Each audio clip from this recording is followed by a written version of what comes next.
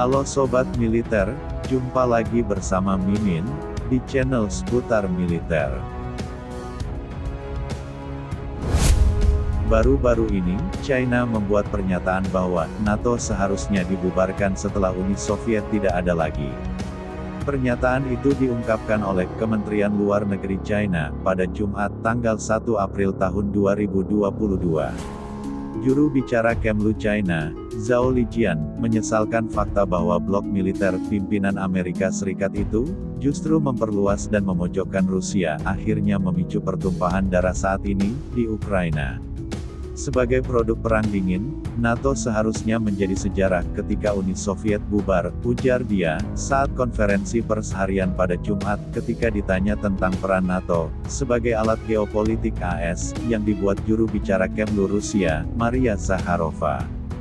Zhao mengatakan, NATO memperluas ke timur di Eropa, selama beberapa dekade, melanggar janji yang dibuat pada kepemimpinan Soviet. Hal ini mendorong Rusia ke sudut langkah demi langkah, sehingga pada akhirnya, NATO adalah penggagas dan promotor terbesar dari krisis Ukraina atas nama AS, ujar dia. Dia menambahkan, NATO harus merenungkan apa sebenarnya kontribusinya untuk keamanan Eropa. Moskow mengutip ancaman yang ditimbulkan oleh ekspansi NATO, yang merayap ke Ukraina, sebagai alasan utama mengapa Rusia menyerang negara itu pada akhir Februari. Beijing setuju dengan pembenaran Rusia, bahkan ketika mengkritik penggunaan kekuatan militer sebagai metode untuk menyelesaikan masalah. China telah berulang kali menuduh negara-negara Barat meningkatkan ketegangan dengan Rusia, dengan mengatakan penolakan Barat mengatasi masalah keamanan Moskow yang sah adalah penyebab krisis. Beijing telah menolak bergabung dengan sanksi terhadap Rusia. China menyebut sanksi itu ilegal, dan tidak mampu menyelesaikan masalah. AS dan sekutunya menuduh China, berada di sisi sejarah yang salah di Ukraina.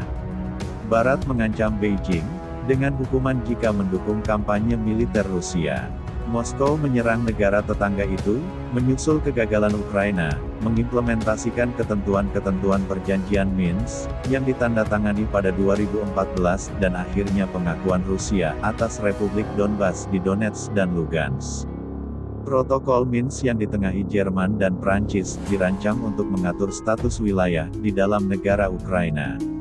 Rusia kini menuntut agar Ukraina secara resmi menyatakan dirinya sebagai negara netral yang tidak akan pernah bergabung dengan blok militer NATO yang dipimpin AS.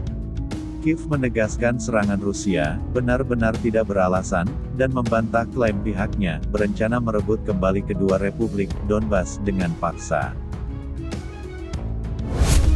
Terima kasih sudah menonton, dan jangan lupa subscribe channel ini, dan aktifkan loncengnya agar selalu update berita terbaru seputar militer.